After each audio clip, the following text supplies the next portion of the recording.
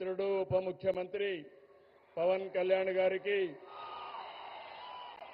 వేదిక పైన ఇతర నాయకులందరికీ నా నమస్కారాలు.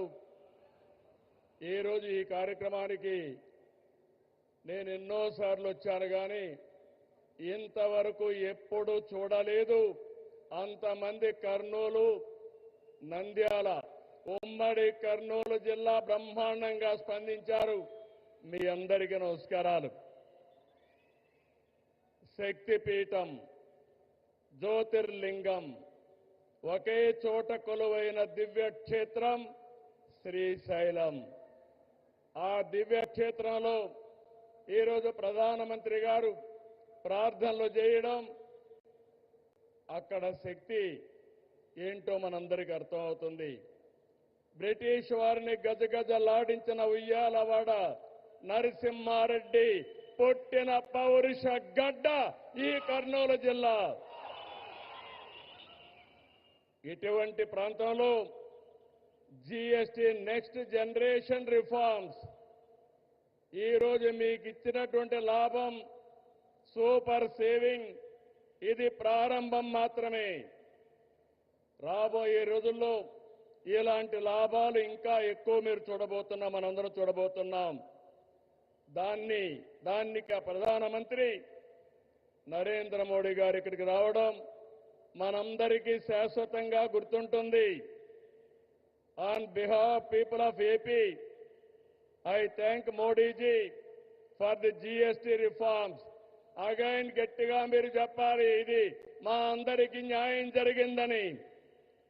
I also congratulate him on his remarkable journey of 25 years tenure at the helm of public service as Chief Minister and Prime Minister. Modi ji is a unique leader serving the nation with utmost dedication. I don't have any doubt, 21st century belongs to Modi ji. He is the right leader, right place, in right time. Country is very fortunate to have leader like Narendra Modi ji. We are very happy about it. I have worked with many prime ministers, but I have never seen a leader like Narendra Modi ji. He is working continuously without rest or break. Modi ji has brought many game-changing reforms. As a result, today, India is globally respected. India is strong and India is progressive. By 2047, 100 years of Independence Day, India shall emerge as the #1 superpower in the world. That is only possible through Narendra Modi ji.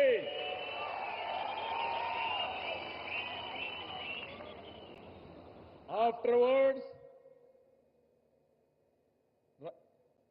coming centuries will belong to India.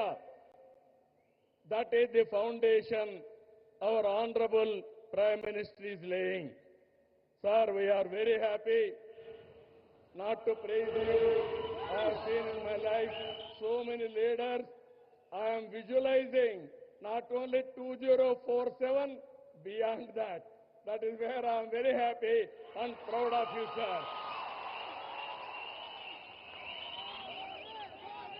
Modi గారి సంకల్పంతో 11 ఏళ్ల క్రితం 11వ ఆర్థిక వ్యవస్థగా ఉన్న భారతదేశం 4వ స్థానానికి చేరాం.